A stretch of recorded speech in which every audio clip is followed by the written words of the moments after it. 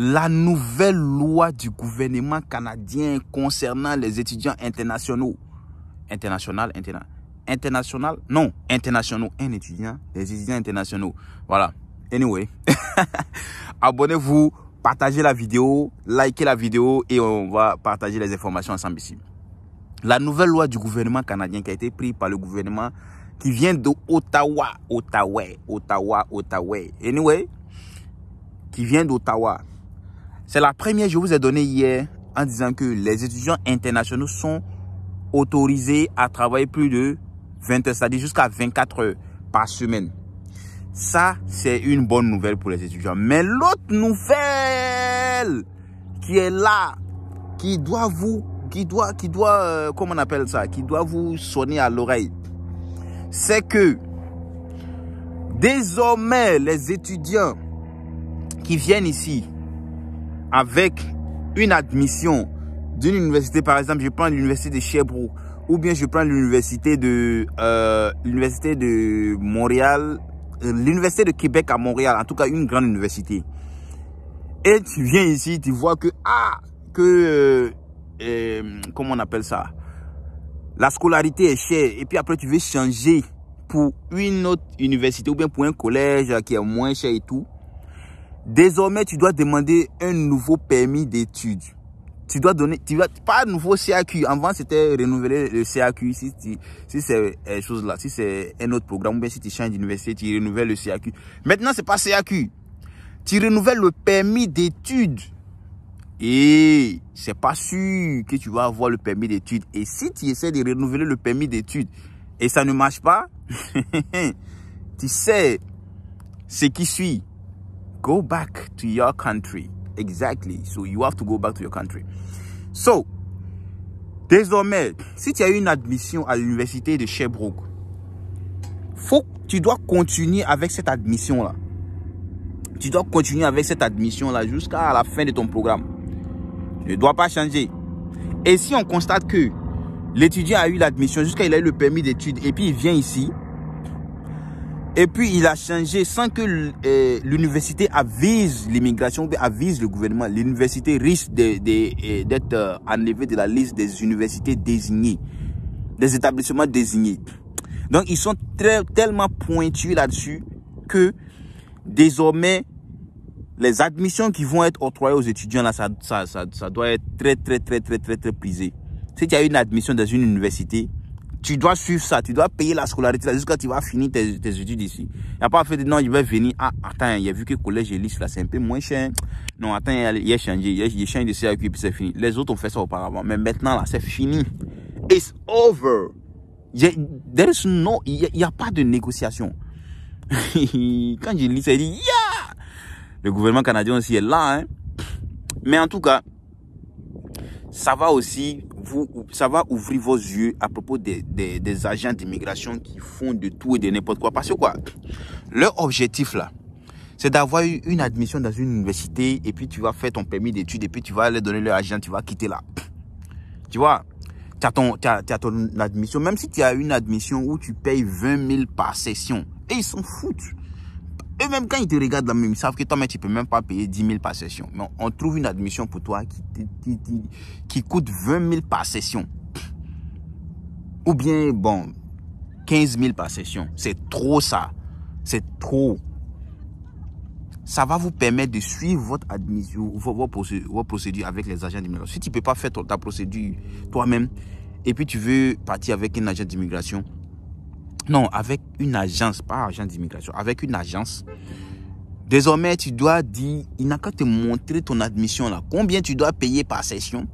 Combien tu dois payer en tout? Quelles sont les conditions de l'université? Parce qu'ils vont te dire, ah oui, ton admission est sortie. Ah ouais, il y a eu mon admission. Ouais, il faut faire le CAQ. ouais, faut faire le CAQ.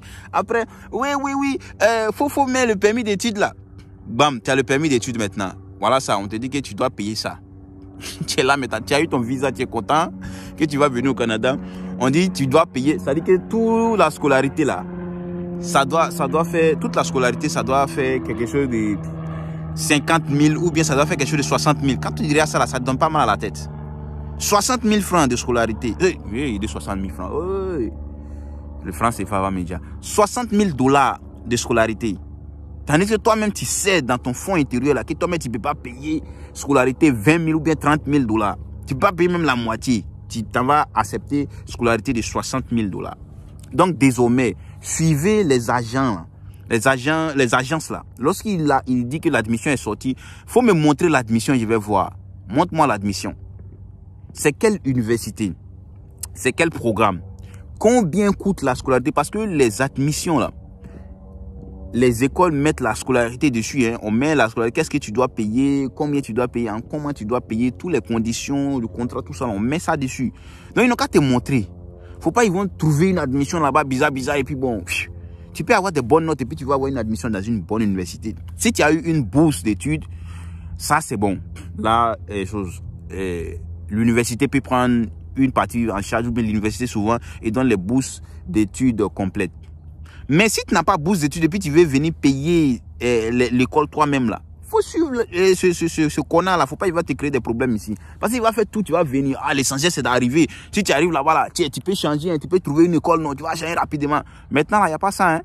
Tu vas demander le permis d'études. Et puis, tant que le permis d'études n'est pas sorti, tu ne peux pas commencer à faire quelque chose. Tu ne peux pas commencer à travailler. Tu ne peux pas commencer à étudier.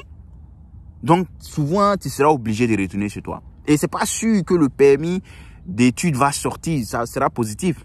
C'est pas sûr. Quand tu es au pays, quand tu demandes le permis d'études, souvent on te refuse, non? On te refuse. Moi-même, ils m'ont refusé le permis d'études la première fois. C'est la deuxième fois ça passait.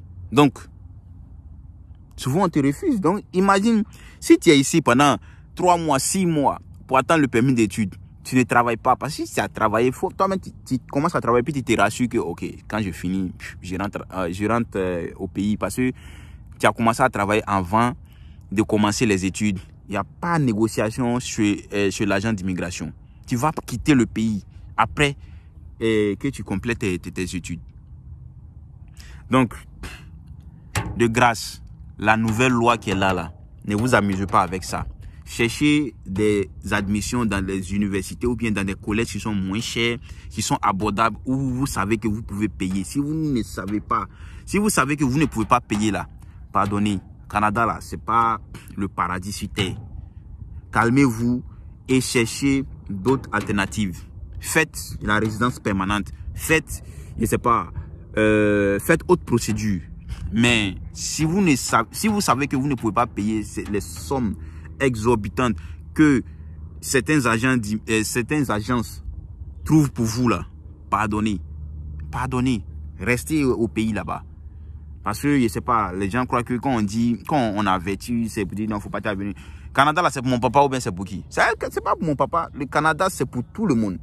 S'il y a plus d'Ivoiriens, moi ça me plaît. S'il y a plus d'Africains, moi ça me plaît. Mais s'il y a plus d'Africains qui souffrent, c'est mauvais. S'il y a plus d'Africains qui sont dans les trucs, parce que souvent là, quand tu viens et puis c'est bizarre là, tu rentres dans les faux trucs, tu commences à vendre la drogue, tu commences à rentrer dans les trucs bizarres, tu commences à rentrer dans les trucs de Whoopi et tout là. C'est pas facile, hein. Voilà, donc de grâce. Et désormais, il y a une information qui dit que les demandeurs d'asile du côté des étudiants, ça atteint 14 000.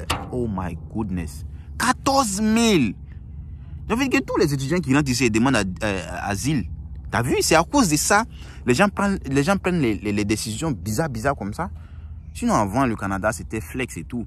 Mais tu rentres, tu demandes asile, tu rentres, tu demandes asile. Oui, ici, Whoopi, ici, Ils ont vu ce trou-là maintenant. Et c'est mort. Abonnez-vous massivement, partagez la vidéo et à la prochaine vidéo, on va toujours partager les bonnes informations ici et ça va toujours être propre. Peace out.